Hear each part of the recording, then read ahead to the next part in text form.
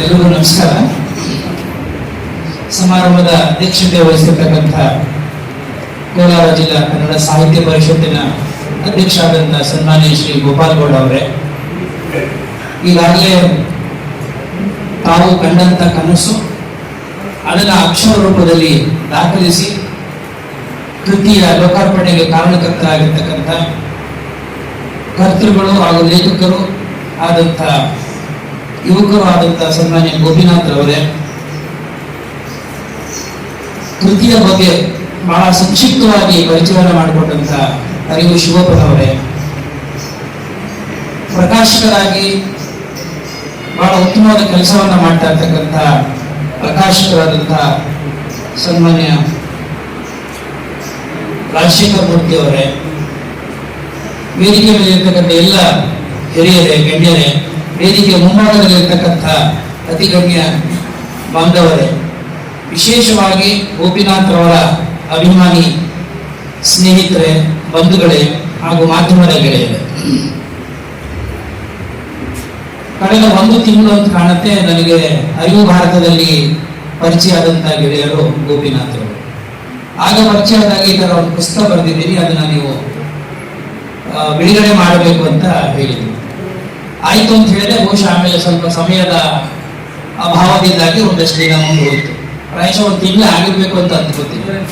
ನಾನು ಪುಸ್ತಕ ಕೊಡ್ಬೇಕು, ನೀವು ಪುಸ್ತಕ ಕೊಟ್ರೆ ಓದ್ಬಿಟ್ಟು ಆಮೇಲೆ ನಾನು ಬರ್ತೀನಿ. ಯಾಕಂದ್ರೆ ಒಂದು ಪುಸ್ತಕದ ಬಗ್ಗೆ ಮಾತಾಡಬೇಕಾದ್ರೆ ಅಥವಾ ಒಂದು ಪುಸ್ತಕ ಬಿಡುಗಡೆ ಕಾರ್ಯಕ್ರಮದಲ್ಲಿ ಭಾಗವಹಿಸಬೇಕಾದ್ರೆ ಒಂದಷ್ಟು ಅರ್ಹತೆಯನ್ನು ಸಂಪಾದನೆ ಮಾಡ್ಕೋಬೇಕು.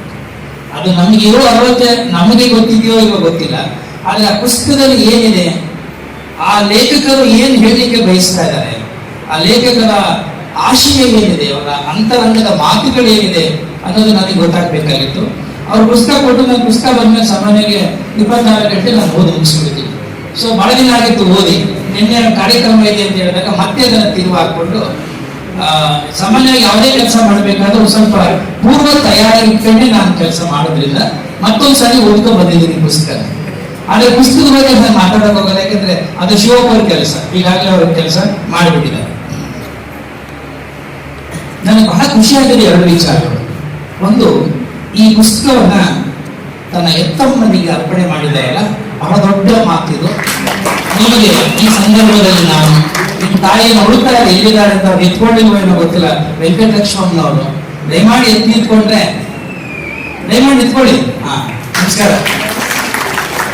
ನಿಜಕ್ಕೂ ನೀವು ಭಾಗ್ಯಶಾಲಿಗಳು, ನಿಮ್ಮ ಮಗ ಭಾಗ್ಯಶಾಲಿಗಳು ನನಗೆ ಗೊತ್ತಿಲ್ಲ, ಆದರೆ ನಾನಂತೂ ಈ ಕ್ಷಣದಲ್ಲಿ ಭಾಗವಹಿಸ್ತಾ ಇರೋದ್ರಿಂದ ಒಂದಷ್ಟು ಪುಣ್ಯ ಅಂತ ನಾನು ಸಂಪಾದನೆ ಮಾಡಿದ್ದೀನಿ ಅಂತ ಅಂದ್ಕೊಂಡಿದ್ದೀನಿ. ಈ ಪುಸ್ತಕ ನಿಮಗೆ ನಿಮ್ಮ ಮಗ ಅರ್ಪಣೆ ಮಾಡಿದ್ದಾರೆ, ಅದು ನಾವೆಲ್ಲರೂ ನಮ್ಮ ನೆಲಕ್ಕೆ ಅಥವಾ ನಮ್ಮ ಗ್ರಾಮಕ್ಕೆ ನಾವು ಕೊಡ್ತಕ್ಕಂಥ ಗೌರವ ಅಥವಾ ಅದು ಬಹಳ ದೊಡ್ಡ ಮನ್ನಣೆ ಅಂತ ನಾನು ಹೇಳಲಿಕ್ಕೆ ಬಯಸ್ತೇನೆ. 2ನೇದು, ಈ ಪುಸ್ತಕದಲ್ಲಿ ನಾನು ಗಮನಿಸಿದೇನಪ್ಪ ಅಂದ್ರೆ, ಹೆಸರಿದು ಗ್ರಾಮದ ಕನಸು ಅಂತಿದೆ. ಇದ್ರ ಪಕ್ಕ ನನ್ನ ಅಂತ ಹಾಕೊಂಡ್ರೆ ಬಹುಶಃ ಅದು ಲೇಖಕರ ಗ್ರಾಮದ ಕನಸು ಆಗಬಹುದು, ಅದು ನಮ್ಮ ನಿಮ್ಮೆಲ್ಲರ ಗ್ರಾಮದ ಕನಸು ಆಗಬಹುದು. ಹಾಗೆ ಇದು ಒಳ ಅರ್ಥ ಹೇಗಿದೆ ಅಂದ್ರೆ, ಒಂದು ಗ್ರಾಮವೂ ಕೂಡ ತನ್ನದೇ ಆದ ಒಂದು ಕನಸನ್ನ ಹೊಂದಿರುತ್ತೆ. ಇದು ಗ್ರಾಮದ ಕನಸಾಗಿಯೇ ಆಚೆ ಬರಬೇಕು ಅನ್ನೋದು ಬಹುಶಃ ಆ ಲೇಖಕರ ಆಶೆ ಇರಬೇಕು ಅಂತ ನಾನು ಅಂದ್ಕೊಂಡೆ. ಮೇಲ್ನೋಟಕ್ಕೆ ಅದು ನನ್ನ ಗ್ರಾಮದ ಕನಸಾಗಬಹುದು, ಆದ್ರೆ ಒಳಾರ್ಥದಲ್ಲಿ ಒಂದು ಗ್ರಾಮವೂ ಕೂಡ ಅಂದ್ಕೊಳ್ಳುತ್ತೆ, ನನ್ನ ಗ್ರಾಮ ಅಥವಾ ನಾನು ಗ್ರಾಮವಾಗಿ ಹೀಗೆ ಬೆಳೆಯಬೇಕು, ನನ್ನನ್ನು ನೀವೆಲ್ಲರೂ ಹೀಗೆ ಬೆಳೆಸ್ಕೋಬೇಕು, ನಾನು ಹೀಗೆ ಕಾಣಿಸ್ಕೋಬೇಕು ಅನ್ನುವಂತ ಆ ಒಳಾರ್ಥ ಇದರೊಳಗಡೆ ಇದೆ ಅಂತ ನನಗೆ ಅನಿಸ್ತದೆ.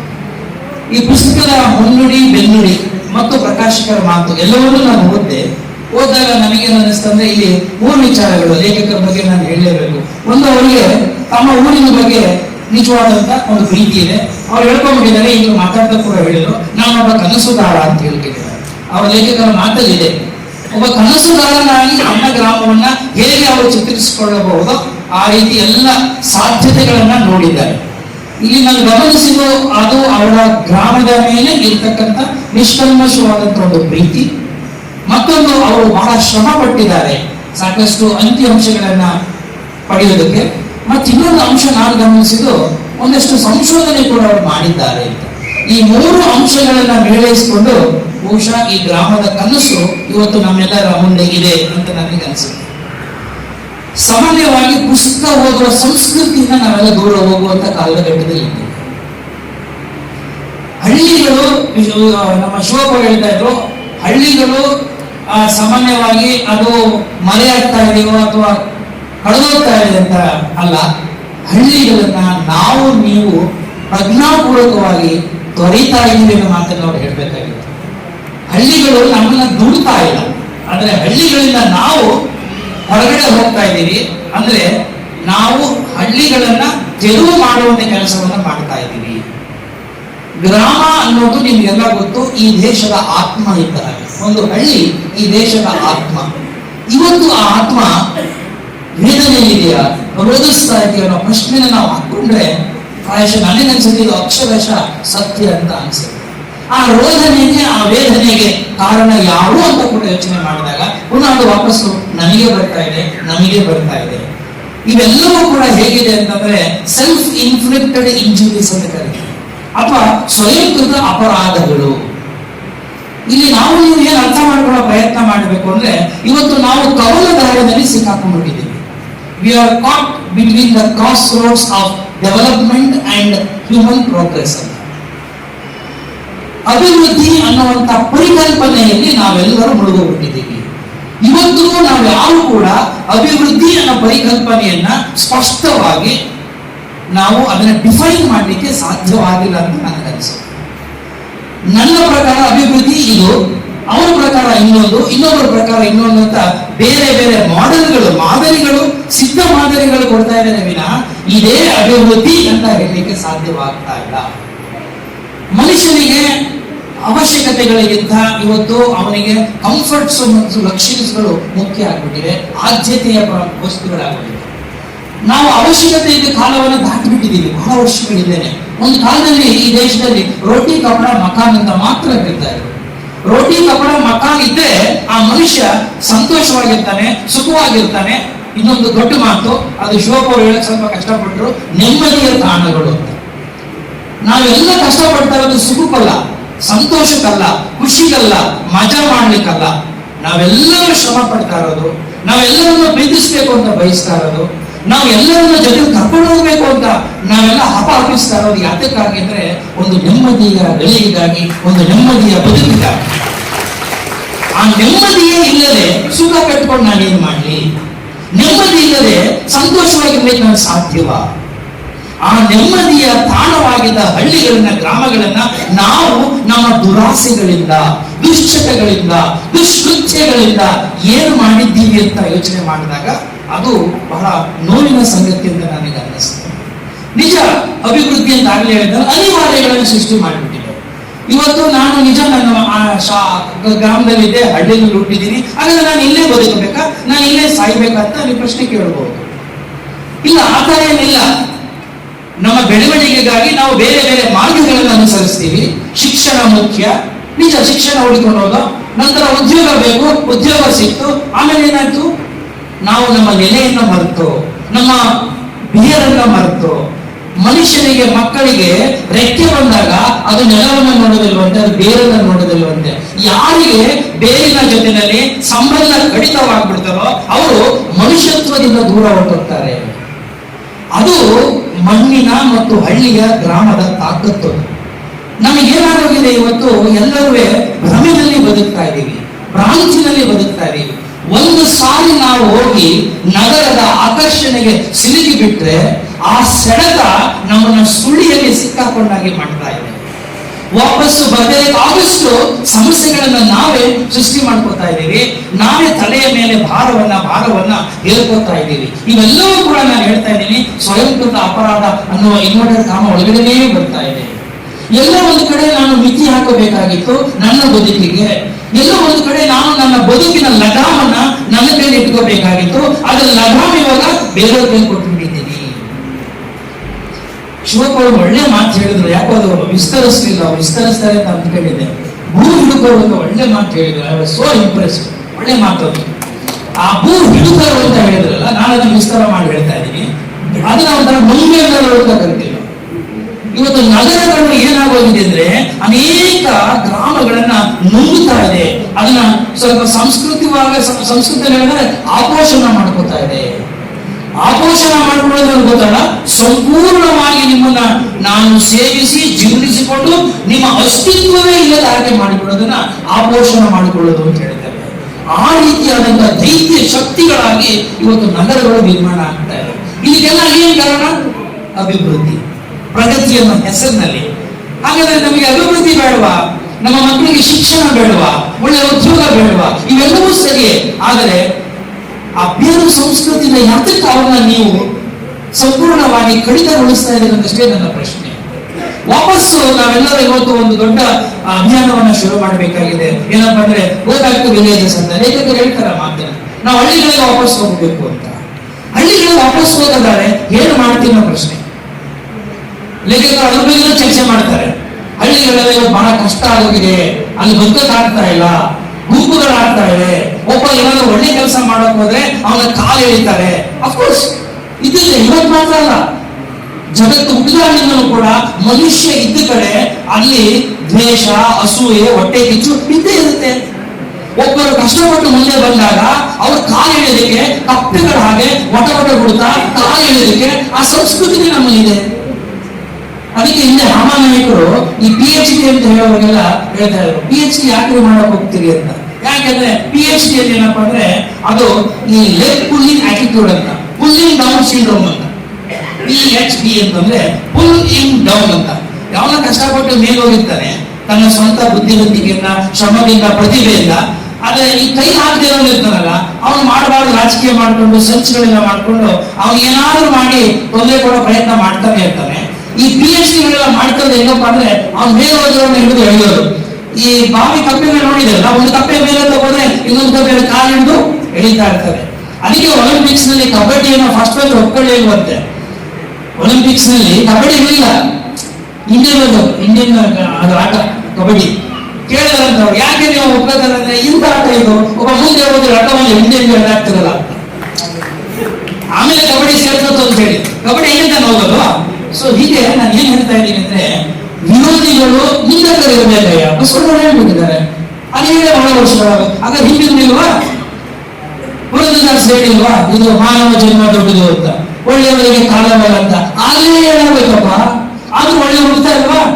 ಮಹಾತ್ಮ ಗಾಂಧಿ ಹುಟ್ಟಿದ ಯಾವಾಗ, ಅಂಬೇಡ್ಕರ್ ಹುಟ್ಟಿದ ಯಾವಾಗ, ಪುರಂದರದಾಸ್ ಆದ್ಮೇಲೆ ಅಲ್ವಾ? ಇವರೆಲ್ಲ ಇರ್ಬೇಕು ಗೋಪಿನಾಥ್. ಇವರೆಲ್ಲ ಇದ್ರೆ ಅವ್ರು ನಮಗೆ ಚುಂಬಕ ಶಕ್ತಿಗಳಾಗಿ ಕೆಲಸ ಮಾಡ್ತಾರೆ. ಅವರಿದ್ದರೆ ನಿಂದಕರು ಇರಬೇಕು, ಅವರು ನಮಗೆ ಎಚ್ಚರವನ್ನ ಬಳಸ್ತಾರೆ. ನಮ್ಮ ಕಾನ್ಶಿಯಸ್ ಇದೆಯಲ್ಲ, ನಮ್ಮ ಪ್ರಜ್ಞೆ ಇದೆಯಲ್ಲ, ನಮ್ಮ ಆತ್ಮದ ಒಂದು ಪರೀಕ್ಷಕರಾಗಿ ಕೆಲಸವನ್ನ ಮಾಡ್ತಕ್ಕಂಥವ್ರು ಯಾರಪ್ಪ ಅಂದ್ರೆ ನಮ್ಮ ವಿರೋಧಿಗಳು. ಅದಕ್ಕೆ ನಾನು ಯಾವತ್ತೂ ಅಷ್ಟೇ ವಿರೋಧಿಗಳು ನಂಬ್ತೀನಿ, ಹೊಗಳಗೊಟ್ಟು ನಂಬೋದಿಲ್ಲ ನಾವು. I always respect my critics rather than the flatterers, because English ನಲ್ಲಿ ಹೇಳ್ತಾರೆ flattery is the foot of fools ಅಂತ. ಎಲ್ಲಿ ಹೊಗಳಗೊಟ್ಟಿದ್ದಾರೆ ಬಸವಣ್ಣ ಹೇಳಿಲ್ವಾ, ಹೊಗಳಿಯನ್ನ ಹೊನ್ನ ಶೂಲಕ್ಕೆ ಏರಿಸಿದಾರಯ್ಯ. ಅಲ್ಲಪ್ಪ, ಶೂಲ ತೊಗಲುಗಳೇನು, ಅದು ಚಿನ್ನದಾರೇನು, ಶೂಲನೇ ಅಲ್ವಾ? ಅಂದ್ರೆ ಚಿನ್ನ ಸೂಚಿ ಅಂತ ಕಣ್ಣಿಗೆ ಚುಚ್ಕೊಂಡೆ ಚುಚ್ಚಲ್ವೇ ಅದು? ಹೊಗಳಿಯನ್ನ ಹೊನ್ನ ಶೂಲಕ್ಕೆ ಏರಿಸಿದಾರಯ್ಯ. ನಿಮ್ಮನ್ನ ಯಾರು ಬಂದು ನೀವು ತುಂಬಾ ಚೆನ್ನಾಗಿದ್ದೀರಿ, ಒಳ್ಳೆ ಬಟ್ಟೆ ಹಾಕಿದ್ದೀರಿ, ಇವತ್ತು ತುಂಬಾ ಚೆನ್ನಾಗಿ ಕಾಣ್ತಾ ಇದ್ದೀನಿ, ಒಳ್ಳೆ ಸೀರೆ ಹಾಕೊಂಡಿದ್ದೀರಿ, ನಿಮ್ ಡ್ರೆಸ್ ತುಂಬಾ ಚೆನ್ನಾಗಿದೆ, ನಿಮ್ಮನ್ನು ಬಿಟ್ರೆ ಯಾರಿಲ್ಲ ಅಂತ ಹೇಳ್ತಾರಲ್ಲ, ಮೊದಲು ನೀವು ಅವರನ್ನು ಅನುಮಾನದಿಂದ ನೋಡೋ ಪ್ರಯತ್ನ ಮಾಡಿ. Don't get into the trap of this matters. ಇವರು ನಿಮ್ಮನ್ನ ದಾರಿ ತಪ್ಪಿಸ್ತಾರೆ. ಇವತ್ತು ಗ್ರಾಮ ಏನೇ ಆಗಿರ್ಬೋದು, it is a very very fundamental unit of what is known as human existence. ಈ ಗ್ರಾಮ ಸಂಸ್ಕೃತಿ ಇದೆಯಲ್ಲ, ಈ ಪುಸ್ತಕ ಓದುವಾಗ ಅನೇಕ ವಿಚಾರಗಳು ಅವರು ಟಚ್ ಮಾಡಿದ್ದಾರೆ. ಆದ್ರೆ ಅವರ ದೃಷ್ಟಿಕೋನ ಹೇಗಿತ್ತು ಅಂದ್ರೆ, ಅವರು ಅಭಿವೃದ್ಧಿ ದೃಷ್ಟಿ ಕಡೆಗೆ ಹೆಚ್ಚು ಗಮನ ಹರಿಸಬೇಕಾಗಿದೆ. ಬಹುಶಃ ಅವರಿನ್ನೂ ಯಂಗ್ಸ್ಟರ್, ಹಾಗಾಗಿ ನಾನು ಅವರನ್ನ ಈ ಒಂದು ಸಾಹಿತ್ಯ ಕ್ಷೇತ್ರಕ್ಕೆ ನಿಮ್ಮೆಲ್ಲರ ಸಮ್ಮುಖದಲ್ಲಿ ವೈಯಕ್ತಿಕವಾಗಿ ಮತ್ತು ನಾನು ಅರೆಕಾಲಿಕ ಸಾಹಿತ್ಯ ಆಗೋದು, ಬರಹಗಾರ ಅನ್ನೋದು, ಅವ್ರನ್ನ ಸಾಹಿತ್ಯ ಕ್ಷೇತ್ರಕ್ಕೆ ನಮ್ಮ ಗೋಪಾಲಗೌಡರ ಅಧ್ಯಕ್ಷತೆಯಲ್ಲಿ ಹೃತ್ಪೂರ್ವಕವಾದಂತಹ ಸ್ವಾಗತವನ್ನು ಅವರಿಗೆ ಮಾಡುತ್ತೇನೆ. ಯಾಕಂದ್ರೆ ಮೊದಲನೇ ಒಂದು ಪುಸ್ತಕ ಒಂದು ದೊಡ್ಡ ಪ್ರಯತ್ನವನ್ನ ಮಾಡಿದ್ದಾರೆ. ಯಾಕಂದ್ರೆ ಓದೋದೇ ಕಷ್ಟ ಆಗಿರೋ ಈ ಕಾಲದಲ್ಲಿ ಕೂತ್ಕೊಂಡು ಬರೆಯೋದು ಬಹಳ ಕಷ್ಟ ಕಣ್ರಿ, ಬಹಳ ಕಷ್ಟ ಕಣ್ರಿ. ಓದೋದೇ ಇವತ್ತು ಜನ ಹಿಡಿತಿಲ್ಲ, ಈ ಪುಸ್ತಕ ಹಿಡಿತಿಲ್ಲ. ಇದು ಬಂದ್ಬಿಟ್ಟು ಎಲ್ಲರೂ ತಲೆ ತಗ್ಸೋದು ಮಾಡಿಬಿಡ್ತು ಕಣ್ರಿ. ತಲೆ ಎತ್ಕೊಂಡಿದ್ದು ನಾವೆಲ್ಲರೂ ಇವತ್ತು ನೋಡಿ ಎಲ್ಲರೂ ತಲೆ ತಗ್ಸಿರ್ತಾರೆ. ಯಾಕೆ ತಲೆ ತಗ್ಗಿಸ್ಬೇಕ್ರಿ ನಾವು ಮಾಡಿದ ತಪ್ಪಿಗೆಲ್ಲ? ಇದ್ಯಾವುದೋ ಒಂದು ಸಣ್ಣ ಬಾಕ್ಸ್ ಮುಂದೆ ನಾವೆಲ್ಲರೂ ಗುಲಾಮರಾಗಿ ಕೆಲಸ ಮಾಡ್ತಾ ಇದೀವಿ ಅಂತಂದ್ರೆ ನಾವು ನಮ್ಮ ಜೀವನವನ್ನು ಹಾಳು ಮಾಡ್ಕೊತಾ ಇಲ್ವಾ? ನಾವೆಲ್ಲ ಒಂಥರ ಭಸ್ಮಾಸುರರಲ್ಲಿ, ಆಧುನಿಕ ಕಾಲದ ಭಸ್ಮಾಸುರರು. ಅಂದ್ರೆ ಇಲ್ಲಿ ಅಭಿವೃದ್ಧಿಯ ದೃಷ್ಟಿ ಇಟ್ಕೊಂಡು ಅವ್ರು ಏನು ಹೇಳ್ತಾ ಇದ್ದಾರೆ, ಇದು ವಯಸ್ಸಿನಲ್ಲಿ ಚಿಕ್ಕವರು. ಆಮೇಲೆ ಈಗ ನಮಗೂ ಗೊತ್ತಾಗೋದು ಮದುವೆ ಆಗಿಲ್ಲ ಅಂತಾರೆ. ನಾನು ಅನ್ಕೊಂಡಿದ್ದೆ ಓದ್ಕೊಂಡಿದ್ದೆ ಮದುವೆಗೆ ಆಗಿರ್ಬೇಕು ಅಂತ. ಈಗ ಅವರು ಅವಿವಾಹಿತರು ಅಂತ ಹೇಳಿದ್ದಾರೆ. ನೀವು ದೊಡ್ಡ ಕಷ್ಟ ಕೊಟ್ಟಿದ್ದಾರೆ ಅವರು ವೆಂಕಟಲಕ್ಷ್ಮಣ್ ಅವರೇ. ಯಾಕೆಂದ್ರೆ ಓಪನ್ ಇನ್ವಿಟೇಷನ್ ಕೊಟ್ಬಿಟ್ಟು ತುಂಬಾ ಜನ ಕರೆಸ್ತಾರೆ ಅವರ ಮದುವೆಗೆ. ಒಬ್ಬ ಹುಡುಗ ಒಬ್ಬ ಸಾಹಿತಿಯಾಗಿ ಕೂತು ಬರವಣಿಗೆ ಇದೆಯಲ್ಲ, ಈ ಅಕ್ಷರ ಅನ್ನೋದು ಅಷ್ಟು ಸುಲಭವಾಗಿ ಎಲ್ಲರಿಗೂ ಒಲಿಯುವುದಿಲ್ಲ. ಸರಸ್ವತಿ ಒಲಿಬೇಕು ಅಂತಂದ್ರೆ ಅಲ್ಲಿ ಒಂದು ತಪಸ್ಸು ಇರ್ಬೇಕಂದ್ರೆ, ಅಲ್ಲಿ ಒಂದು ನಿಯಂತ್ರ ಇರಬೇಕು, ಅಲ್ಲಿ ಒಂದು ಪ್ರೀತಿ ಇರಬೇಕು, ಅಲ್ಲಿ ಒಂದು ಸಮಾಜದ ಬಗ್ಗೆ ನಿಜವಾದಂತ ತುಡಿತ ಇರಬೇಕು. ಅವೆಲ್ಲ ಇರೋದಕ್ಕೋಸ್ಕರನೇ ಇವರು ಸಣ್ಣ ವಯಸ್ಸಿನಲ್ಲೇ ಇಂಥ ಒಂದು ಒಳ್ಳೆ ಕೆಲಸವನ್ನು ಮಾಡಿದ್ದಾರೆ. ಯಾರಿಗೆ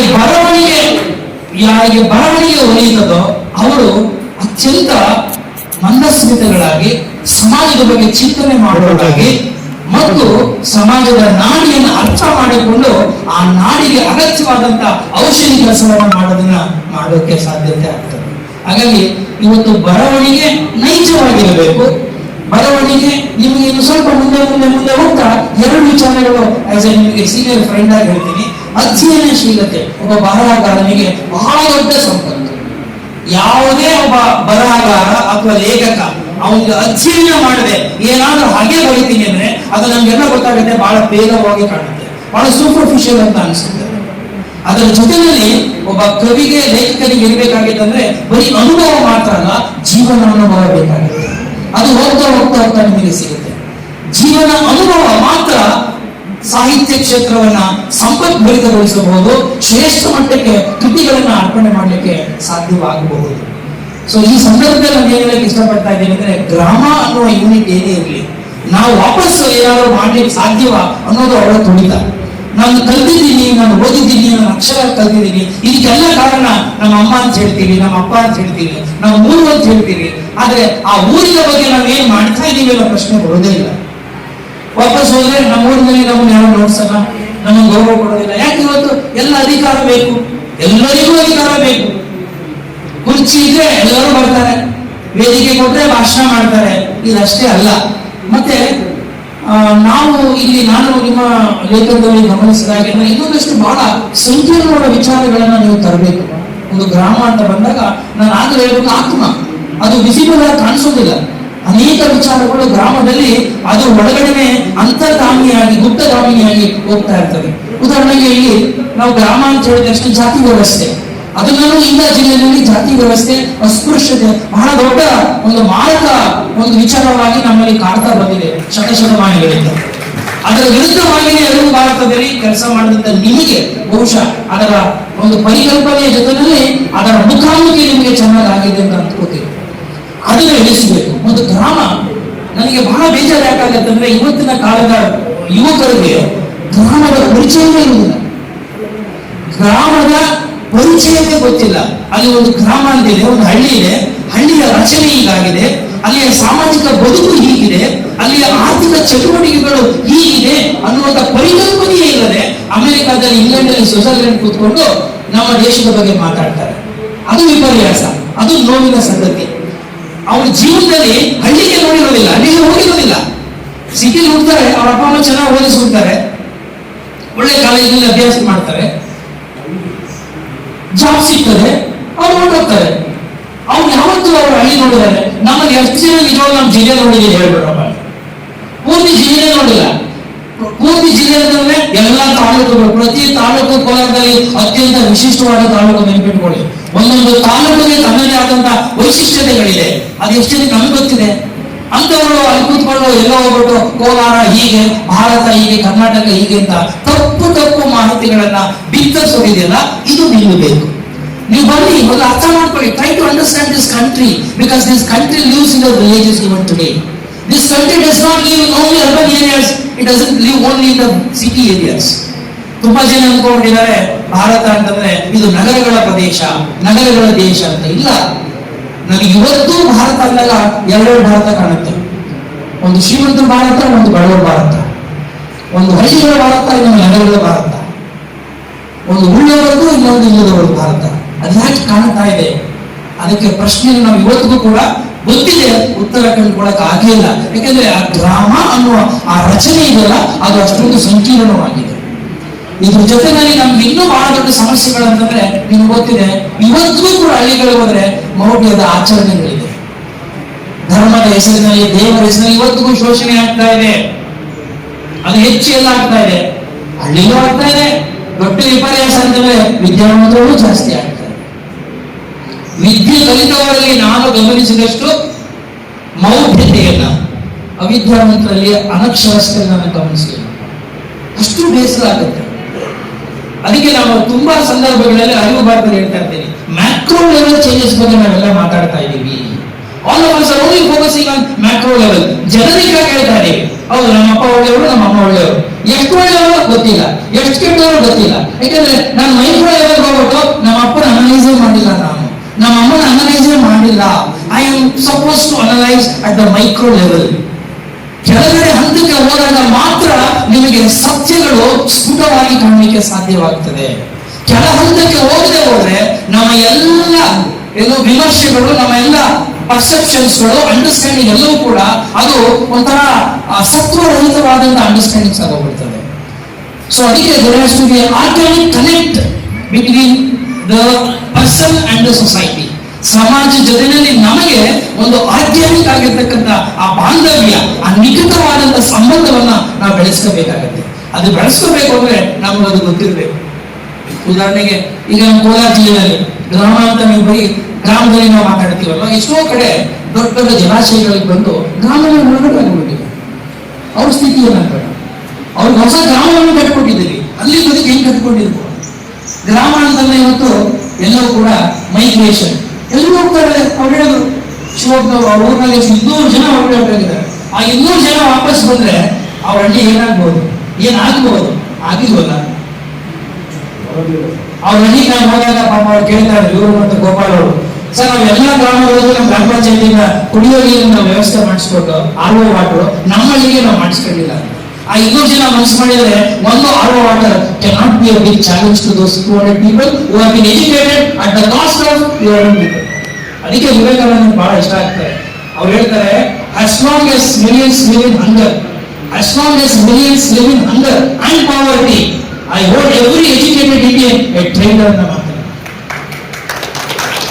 ಎಲ್ಲಿವರೆಗೆ ಈ ದೇಶದಲ್ಲಿ ಲಕ್ಷಾಂತರ ಜನ ಬಡತನದಲ್ಲಿ ಮತ್ತು ಹಸಿವಿನಿಂದ ನರಳುತ್ತಾ ಇರ್ತಾರೋ ಅಲ್ಲಿವರೆಗೆ ಈ ದೇಶದಲ್ಲಿ ಒಬ್ಬ ಕಲಿತ ಓದಂತ ಪದವೀಧರನನ್ನ ಅವನನ್ನ ದೇಶದ್ರೋಹಿ ಅಂತ ನಾನು ಕೇಳ್ತೀನಿ. ಯಾಕೆ ಅಂತಂದ್ರೆ ಇವು ನಾನು ಓದಬೇಕಾದ್ರೆ ನಾನು ವಿದ್ಯಾವಂತನಾಗಿರೋದು ನನ್ನ ಶ್ರಮದಿಂದ ಇರಬಹುದು, ಆದರೆ ಅದಕ್ಕೆ ಕಾರಣ ಈ ಸಮಾಜ. ಈ ಸಮಾಜದಲ್ಲಿ ಬಹುಸಂಖ್ಯಾತರನ್ನ ಹಸಿವಿನಲ್ಲಿಟ್ಟು, ಈ ಸಮಾಜದಲ್ಲಿ ಬಹುಸಂಖ್ಯಾತರನ್ನ ಬಡತನದಲ್ಲಿಟ್ಟು ನಾನು ವಿದ್ಯಾವಂತನಾಗಿಯೂ ಕೂಡ ಅವ್ರ ಬಗ್ಗೆ ನಾನು ಏನೂ ಮಾಡ್ತಾ ಇಲ್ಲವಲ್ಲ, ನನ್ನನ್ನು ನೀವು ಏನು ಅಂತ ಕರೀಬೇಕು, ದ್ರೋಹಿ ಅಂತ ಕರಿಬೇಕಾನೆ. ಅದನ್ನೇ ವಿವೇಕಾನಂದ ಹೇಳಿ. ನಾನು ಬಹಳ ವರ್ಷಗಳ ಹಿಂದೆ, ಆ ಜಿಲ್ಲೆ ಹೆಸರು ಬೇಡ, ಸ್ವಾಮೀಜಿ ಹೆಸರು ಬೇಡ, ಏನು ಬೇಡ, ಒಬ್ಬ ಸ್ವಾಮೀಜಿ ನನ್ನ ಹತ್ರ ಬಂದರು. ಆವಾಗ ನಾನು ಕಮಿಷನರ್ ಆಗಿದೆ ಮೈಸೂರಿಗೆ. ಸ್ವಾಮೀಜಿ ಬಂದು ನಿಡುವಾಮಿ ಸ್ವಾಮೀಜಿ ಓದಿದೆ ಅಂತ ಹೇಳಿದ್ರು. ನಿಡುವಾಮಿ ಸ್ವಾಮೀಜಿ ನನ್ನ ಬಹಳ ಅತ್ಯಂತ ಆಪ್ತರು. ಹಾಗಾಗಿ ಅವರ ಸಮ್ಮುಖದಲ್ಲಿ, ಅವರ ಮಠದಲ್ಲಿ ನೀವು ಕಲ್ತಿದ್ದೀರ ಮೇಲೆ ನಿಮ್ಮಲ್ಲಿ ಆ ಮೌಲ್ಯಗಳ ಮತ್ತು ಸಮಾಜಮುಖಿಯಾದ ಬೇರುಗಳು ಬಹಳ ಗಟ್ಟಿಯಾಗಿರುತ್ತೆ ಅಂತ ನಂಬಿಕೆ ನನಗಿದೆ. ಯಾಕೆಂದ್ರೆ ಅದು ಮಾನವ ಪೀಠ, ಮಾನವ ಧರ್ಮದ ಪೀಠ.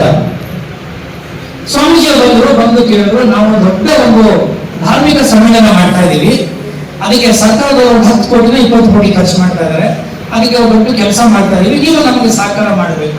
ಆಯ್ತು, ಏನ್ ಸಹಕಾರ ಬೇಕು ಇಲ್ಲ, ನೀವು ಗೊತ್ತಿರೋದನ್ನ ಸ್ವಲ್ಪ ಹೇಳಬೇಕು, ದುಡ್ಡನ್ನೆಲ್ಲ ಹೊಂದಿಸೋದಕ್ಕೆ ನಾವು ಒಂದಷ್ಟು ಎಕ್ಸ್ಟ್ರಾ ಕೆಲಸ ಮಾಡ್ತಾ ಇದ್ದೀವಿ. ಆಯ್ತು, ಮಾಡಿ, ಒಳ್ಳೇದು. ಅವರು ಬಹಳ ವಿದ್ಯಾವಂತರು, ಚೆನ್ನಾಗಿ ಓದ್ಕೊಂಡು ವಿಜ್ಞಾನ ಕಲಿತವರು. ಈಗ ಅವ್ರೇನು ಸ್ವಾಮೀಜಿ ಗಿರಿಜಿ ಆಗ್ಬಿಟ್ಟಿದ್ದಾರೆ. ಈಗ ಅವ್ರು ದೊಡ್ಡ, ಅವರ ನೇತೃತ್ವದಲ್ಲಿ ಒಂದು ದೊಡ್ಡ ಧಾರ್ಮಿಕ ಸಮ್ಮೇಳನ ಆಗ್ತಾರೆ. ಎಲ್ಲ ಮುಗಿಸ್ಕೊಂಡು ಹೇಳಿದ್ರು, ಹೋಗುವಾಗ ನಾನು ಒಂದು ಪ್ರಶ್ನೆ ಕೇಳಿದ. ಮೊದಲನೇ ಪ್ರಶ್ನೆ ಇದೆ, ನೀವೇನೋ ಒಂದು ಕಾರ್ಯಕ್ರಮ ಮಾಡ್ತಾ ಇದ್ದಾರೆ ಧಾರ್ಮಿಕ ಸಮ್ಮೇಳನ, ಆ ಜಿಲ್ಲೆಯಲ್ಲಿ ಎಷ್ಟು ಜನ ದಲಿತರಿದ್ದಾರೆ ಜನಸಂಖ್ಯೆ ನಿಮ್ಗೆ ಗೊತ್ತಾ? ಗೊತ್ತಿಲ್ಲ. ಎಷ್ಟು ಊರಿನಲ್ಲಿ ದಲಿತರುಗಳು ಇವತ್ತಿಗೂ ಶಾಲೆಗೆ ಹೋಗ್ತಾ ಇಲ್ಲ, ಶಾಲೆ ಬಿಟ್ಬಿಟ್ಟಿದ್ದಾರೆ, ಆಮೇಲೆ ಇನ್ನೂ ಅವರಲ್ಲಿ ದೌರ್ಜನ್ಯ ಅವ್ರ ಮೇಲೆ ಆಗ್ತಾ ಇದೆ, ಗೊತ್ತಾ ನಿಮಗೆ? ಇಲ್ಲ, ಅದ್ರ ಬಗ್ಗೆ ನಾವು ಸ್ಟಡಿ ಮಾಡಿಲ್ಲ. ನೀವು ಯಾವ ಜಿಲ್ಲೆಯಲ್ಲಿ ಕೆಲಸ ಮಾಡ್ತಾ ಇದ್ರೋ ಮೊದಲು ದಯಮಾಡಿ ಅದನ್ನು ಸ್ಟಡಿ ಮಾಡಿ. ನೀವೇನು 10 ಕೋಟಿ ಖರ್ಚು ಮಾಡ್ತಿರೋ ಸ್ವಾಮೀಜಿಯವರೇ, ದಯವಿಟ್ಟು ಬೇಜಾರು ಮಾಡ್ಕೊಂಬೇಡಿ. ನಾನಾಗಿದ್ದರೆ ಆ 10 ಕೋಟಿನ ಒಂದು 100 ಹಳ್ಳಿಗಳನ್ನ ಅಭಿವೃದ್ಧಿ ಮಾಡಿಬಿಡ್ತಾರೆ. ಒಂದು 100 ಹಳ್ಳಿಗಳನ್ನ ಅಭಿವೃದ್ಧಿ ಮಾಡುವಷ್ಟು ಕೆಪಾಸಿಟಿ 10 ಕೋಟಿಗೆ ಇದ್ರೆ, ನೀವು 10 ಕೋಟಿನ 2 ದಿನ 3 ದಿನ ಧಾರ್ಮಿಕ ಸಮ್ಮೇಳನ ಮಾಡ್ತಾ ಇದ್ದೀರಿ ಅಂತಂದಾಗ ಅವ್ರು ನನಗೆ ಇಷ್ಟಪಡ್ತಾರ? ಎಲ್ಲಿ ಇಷ್ಟಪಡ್ತಾರೆ? ಆಮೇಲೆ ಅವ್ರು ಮಾಡ್ಕೊಂಡು ನಾನು ಯಾಕೆ ನೀವು ಹೇಳ್ತಾ ಇದ್ದೀನಿ ಅಂತಂದ್ರೆ, ಎಲ್ಲಿ ನಾವು ಆದ್ಯತೆಗಳನ್ನ ನಾವು ಮಿಸ್ಪ್ಲೇಸ್ ಮಾಡ್ತಾ ಇದ್ದೀವಿ. ನಮ್ಮ ಮುಂದೆ ಯಾವುದಕ್ಕೆ ನಾವು ಹಸಿದವನಿಗೆ ಮುಂದೆ ನಾನು ಭಜನೆ ಮಾಡಕ್ಕಾಗತ್ತೇನ್ರಿ? ಹಸಿದ ಹೊಟ್ಟೆಯ ಮುಂದೆ ನಾನು ಕೂತ್ಕೊಂಡು ಭಾಷಣ ಮಾಡಕ್ಕಾಗತ್ತೇನ್ರಿ? ಹಸಿದವನಿಗೆ ಕೊಡಬೇಕಾಗಿದ್ದ ಅನ್ನ ಕಡ್ರಿ ನಾನು, ಅದು ನನ್ನ ಕರ್ತವ್ಯ, ಅದು ನನ್ನ ಮನುಷ್ಯತ್ವ. ಅದನ್ನು ಬಿಟ್ಟು ಹಸಿದವ್ರ ಮುಂದೆ ಭಾಷಣೆ ಮಾಡ್ಕೊಂಡು ಪ್ರಾರ್ಥನೆ ಮಾಡ್ಕೊಂಡು ಹಸಿದವ್ರ ಮುಂದೆ ನಾನೇನೋ ಬೋಧನೆ ಮಾಡ್ಕೊಂಡು ಕೂತ್ಕೊಂಡ್ರೆ ನನ್ನ ಮನುಷ್ಯರು ಅಂತ ಹೇಳ್ತಾರ? ಈ ರೀತಿ ಆದ್ಯತೆಗಳ ಪಲ್ಲಟ ಆಗಿರೋದ್ರಿಂದ ಇವತ್ತು ಸಮಾಜದಲ್ಲಿ ನಾವು ಎಡವಟ್ಟುಗಳನ್ನ ಮಾಡ್ಕೊತಾ ಇದ್ದೀವಿ, ಗೊಂದಲ ಸಿಕ್ಕಾಕೊಂಡಿದ್ದೀವಿ, ಆ ಕವಲು ದಾರಿನಲ್ಲಿ ಸಿಕ್ಕಾಕೊಂಡಿದ್ದೀವಿ. ಆ ಗೊಂದಲದಿಂದ ಆಚೆ ಬರಬೇಕಾದ್ರೆ ಸ್ಪಷ್ಟತೆ ಇರಬೇಕು, ಆ ಕ್ಲಾರಿಟಿ ಇಟ್ಕೋಬೇಕು, ಸಮಾಜ ಮುಖ್ಯವಾಗಿ ಯೋಚನೆ ಮಾಡಬೇಕು. 100 ಜನ 100 ಮಾತಾಡ್ತಾರೆ, ಯಾಕಂದ್ರೆ ನಾನು ಇಡೀ ಬೆಟ್ಟಕ್ಕೆಲ್ಲ ಸೀರೆ ಉಡ್ಸೋದು ನನ್ನ ಕೆಲಸ ಅಲ್ಲ. And it is not possible for me also. ಇಡೀ ಬೆಟ್ಟಕ್ಕೆ ಬಟ್ಟೆ ಹೊಲ್ಸಕ ನಾನು ಬಂದಿರೋದು ಇಲ್ಲ. ನನಗೆ ಕೆಲಸ ಮಾಡಬೇಕು ಆತ್ಮ ಒಪ್ಪುವಾಗಿ, ಸಮಾಜ ಮೆಚ್ಚುವಾಗ ಅಷ್ಟೇ. ಅವ್ರು ನನ್ನ ಒಪ್ತಾರೋ ಬಿಡ್ತಾರೋ, ನನ್ನ ಆತ್ಮ ಒಪ್ಪಿದೆಯಲ್ಲ, ಆ ಕೆಲಸ ಸಮಾಜಮುಖಿಯಾಗಿರ್ಬೇಕು, ಮತ್ತೊಬ್ಬರ ಕಣ್ಣನ್ನ ತಿಳಿಸುವುದಾಗಿರ್ಬೇಕು. ನಮ್ಮ ಗ್ರಾಮಗಳು ಅಂತಹ ಕೇಂದ್ರಗಳಾಗಬೇಕು. ಮೊದಲು ಆಗಬೇಕಾಗಿದ್ದು ಮನುಷ್ಯತ್ವದ ಕೇಂದ್ರಗಳಾಗಬೇಕು. ಅಲ್ಲಿ ಪ್ರೀತಿ ಇರಬೇಕು, ಅಲ್ಲಿ ಸಂವೇದನೆ ಇರಬೇಕು, ಒಬ್ಬರಿಗೊಬ್ಬರು ಗೌರವವನ್ನು ನಡೆಸ್ಕೋಬೇಕು. ಅದು ಎಲ್ಲಿ ನಡೆಸ್ತಾ ಇದ್ದೀವಿ? ಊರು ಕೇಳಿ ಇವತ್ತಿಗೂ ಬೇರೆ ಇದೆಯಲ್ಲಪ್ಪ.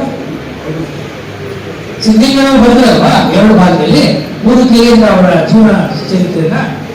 ಊರು ಕೇಳಿ ಎಲ್ಲಿ ಯಾವ ಆದರ್ಶ ಕನಸು ನಂದು, ಯಾವ ಆದರ್ಶ ಗ್ರಾಮ ನಂದು? ಮನಸ್ಸುಗಳು ಒಂದಾಗಿದೆ, ಅಭಿವೃದ್ಧಿ ಹೆಸರಿನಲ್ಲಿ ಒಂದಾಗ್ಬಿಟ್ರೆ ಅದನ್ನ ನೀವು ಆದರ್ಶ ಅಂತ ಕರೀತೀರಾ? ಮನಸ್ಸಿನ ಮಧ್ಯೆ ಗೋಡೆ ಇದೆಯಲ್ಲ, ಮನಸ್ಸಿನಲ್ಲಿ ನೀವು ಹೆಚ್ಚು ನೀವು ಕೀಳುವಂತ ಇದೆಯಲ್ಲ, ಅದು ಯಾವಾಗ ತಗೊಳ್ಳೋದು? ಏನ್ ತೆಗಿತೀವಿ ನಾವು? ಅದು ಈ ದೇಶ ಕಟ್ಟಿದ ಶಾಪ ಅಲ್ವಾ?